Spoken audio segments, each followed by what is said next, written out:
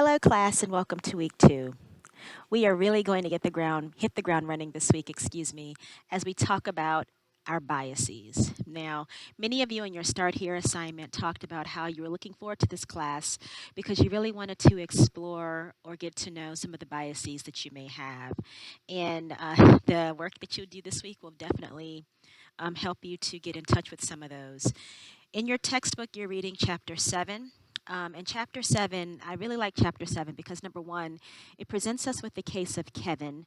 And I really hope that you read that case in your chapter because that is how a lot of times our biases present themselves in opportunities where clients are telling us about their lives, but because we don't think it's true or because we've never had that experience, we may not give it the attention that it warrants. And so I'm not going to spoil the Kevin case study for you, but I want you to put an asterisk by it.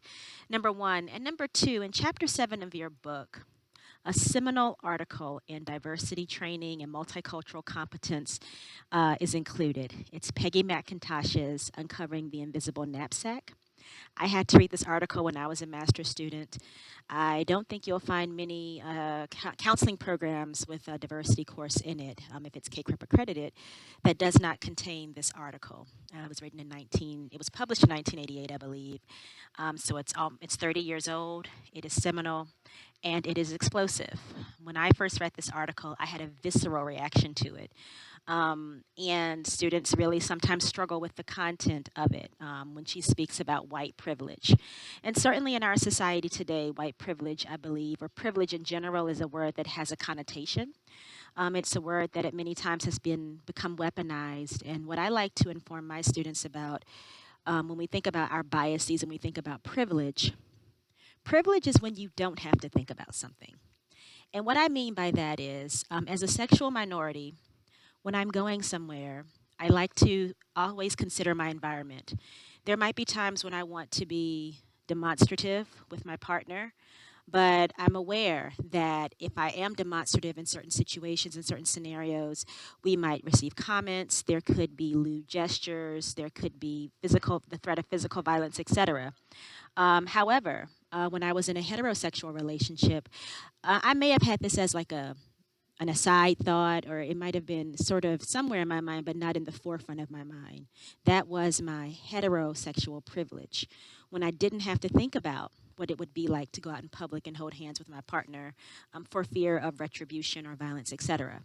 So privilege is sort of invisible because you don't have to think about it. When I wake up in the morning, I don't have to think about, the fact that I'm highly educated and so I can go to a job and make the choices that I want to make because of the benefits that my degree affords me.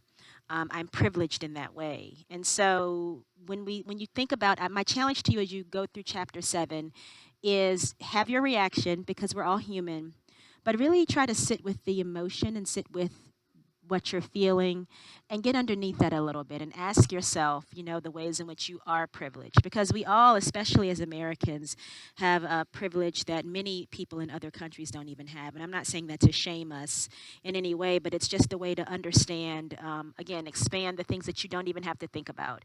Sometimes you will have clients who do very much have to think about these kinds of things. So that is what we're going to be working on in week 2. I was an English major, and so I like to have quotes, as you probably have noticed by now. And you get 2 for the price of 1 this week.